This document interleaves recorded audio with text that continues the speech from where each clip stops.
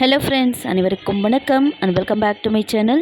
இன்றைக்கி நம்ம வீடியோவில் என்ன ஷேர் பண்ணியிருக்கேன்னு பார்த்தீங்கன்னா, நாம் நினச்சது சொன்னபடி நடத்தி கொடுக்கும் சுரக்காய் சித்தர் கோவில் ஷேர் பண்ணியிருக்கேன். இந்த கோவிலுக்கு தான் நாங்கள் லாஸ்ட் வீக் போயிருந்தோம். நாங்கள் 3 மாதத்துக்கு ஒரு தரம் கண்டிப்பாக இவர்கிட்ட போயிட்டு வந்துடுவோம். நாம் நினச்சது அவர்கிட்ட சொல்லிட்டு வந்தோம்னா சொன்னபடியே நடத்தி கொடுப்பார் நம்ம சுரக்காய் சித்தர். அதனால் எங்களுக்கு அது செட் ஆச்சு. அதனால் நாங்கள் போயிட்டு வர்றது வழக்கம். இப்போ அந்த கோவிலை தான் உங்கள்கிட்ட ஷேர் பண்ணியிருக்கேன். கண்டிப்பாக நீங்கள் யாராச்சும் இந்த மாதிரி சித்தர் கோவிலுக்கெலாம் போயிட்டு உங்களுக்கு நடந்திருக்கான்றதையும் எனக்கு கமெண்ட்ஸில் ஷேர் பண்ணிக்கோங்க.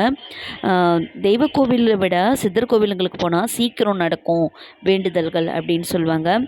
நாங்கள் இந்த சுரக்காய் சித்தர் கோவிலுக்கு போயிட்டு பல காரியங்கள் எங்களுக்கு சக்ஸஸ் ஆகிருக்குங்க. என்னுடைய வாழ்க்கையில் ஒரு பெண்ணுக்கு எவ்வளோ ஒரு கண்ணீர் விட முடியுமோ அந்த அளவு கண்ணீர் விடுற அளவுக்கு என்னுடைய வாழ்க்கையில் அவ்வளோ சோகமான துக்கமான ஸ்டோரி இருந்தாலும், இந்த மாதிரியான சித்தர் பீடம், இந்த மாதிரியான சக்தி உள்ள தெய்வங்களை நம்ம பார்த்துட்டு வந்தோம்னா நமக்கு இருக்கிற கவலைகள் கண்டிப்பாக பறந்து போதுங்க.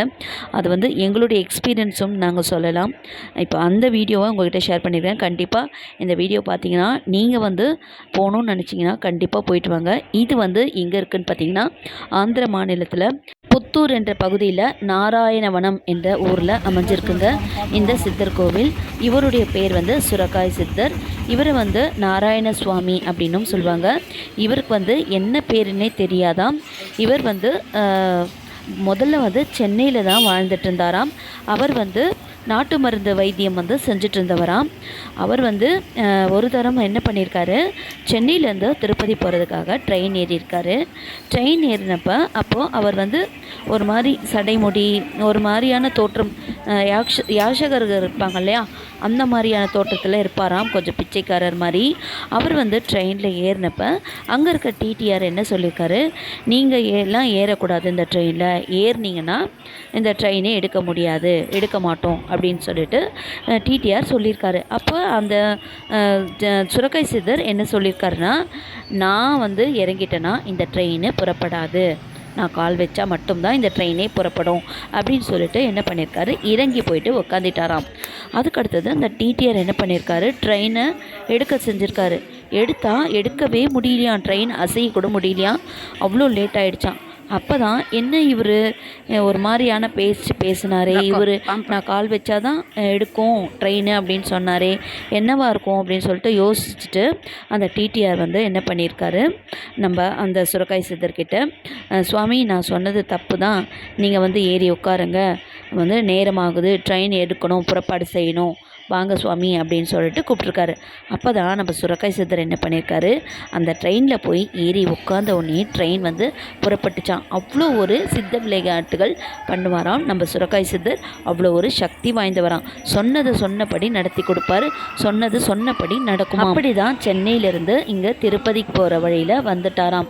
திருப்பதி கோவிலுக்கு உள்ளே நடந்து போயிட்டு அதுக்கப்புறம் நடைப்பயணமாகவே அந்த ஊரை சுற்றிகிட்டே இருந்து புத்தூரில் செட்டில் ஆகிட்டாராம்.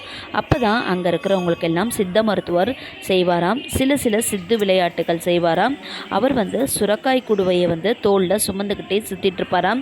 2 நாய்கள் எப்பொழுதும் அவருடைய காலடியிலே இருக்குமாம். சுரக்காய் உள்ள சாப்பாடு எடுக்க குறையாமல் வந்துட்டே இருக்குமாம். அது அவருடைய அக்ஷய பாத்திரம் அப்படின்னும் சொல்கிறாங்க. இந்த கோவிலில் போனாங்கன்னா நம்ம என்ன வேண்டுதல் நினைக்கிறோமோ அந்த வேண்டுதலை நினச்சிட்டு சுரக்காயை வாங்கி அங்கே இருக்கிற இடத்துல கட்டி விட்டு வர்றது தான் இந்த கோவிலுடைய ஐதீகம். அதற்கடுத்தது அவர் அந்த காலத்தில் தீஜுவாலை ஏற்படுத்தினாராம். அந்த தீயாலை இன்னமும் கூட எரிஞ்சிட்ருக்கு. நமக்கு ஏதாச்சும் நோய் இருந்ததுன்னா அந்த தீயில் இருக்கிற சாம்பலை எடுத்து, அந்த விறகு சாம்பலை எடுத்து நம்ம கை காலில் தடவி விட்டுக்கலாம், நம்ம வீட்டிற்கும் எடுத்துகிட்டு போயிட்டு வச்சுக்கலாம்.